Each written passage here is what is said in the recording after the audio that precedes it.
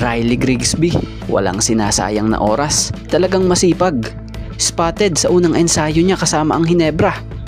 At Jamie Malonzo is back, balik hardcourt na. So yan nga ang ating mga tatalakayin ngayon, kaya wag na nating patagalin pa, tara at atin ang talakayin yan. So nung isang gabi lang or kagabi lang, nabalita na eto na ang bagong import ng Hinebra, si Riley Grigsby. Pero eto na agad ngayon, nasa practice na agad ng Hinebra. Spotted nga sa kanyang pagdating sa Hinebra. Credit kay Sunny Esteel sa nag-upload ng video. Maging dito kay Manny Hinebra Boys, credit po and thank you.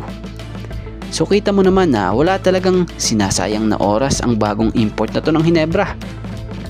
So matatanda ang dahil nga sa mga injuries ni Justin Brownlee ay napilitan nga po ang Hinebra na kumuha ng pansamantalang pumalit sa kanya.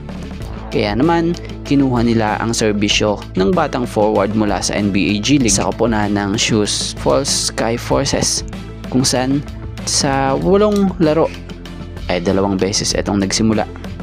Bagamat hindi ganun kataasan ng kanyang numero sa nasabing liga, pero yung sipag sa rebound, dirty plays at experience sa murang edad ang mga posibleng dahilan bakit siya napusuan itong si Coach Tim Cone. At about nga dito kay Jamie Malonzo. So ito na ang muling pagbabalik hardcourt ni Jamie Malonzo, pero hindi sa PBA kundi sa liga muli sa Japan B-League para naman sa team ng Earth Friends Tokyo C para sa paparating na 2026-27 B-League season. So in-announce nga ito ng nasabing ball club na kumuha kay Jamie Malonzo. So anong nangyari nga pong move na ito ay bahagi ng panibagong chapter ng kanyang basketball career matapos ang naging stint niya noon sa Northport at sa Hinebra para sa liga sa PBA dito sa Pilipinas. So matatandaan nga rin pong nito lang or previously nakapaglaro ito si Japan B-League na para sa koponan ng Kyoto Hanaris during 2025-26 season.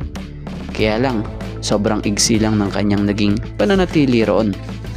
So ngayon na nakabalik na nga po sa Japan B-League itong si Jamie Malonzo, matatawag na good news ito para sa kanya. Bihira ang magkaganitong opportunity lalo't galing pa siya sa hindi ganun kagandang season sa unang naging team niya na pinaglaruan dahil sa sobrang limitadong minuto na binibigay sa kanya noon ng team niya dati na pinaglaruan sa Japan B-League.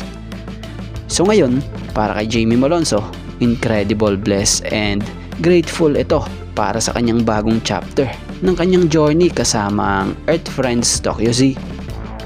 So para din sa kanya, it's an honor, umano raw ito, na mapasama sa club na ito and sa passionate fans and a strong vision for the future. So excited na raw ito or excited na raw siya para rito. So ngayon pa lang sa tingin natin or opinion natin dito ngayon pa lang nabigyan muli si Jamie Malonzo ng chance. For sure ibubuhos nito lahat ng galing niya.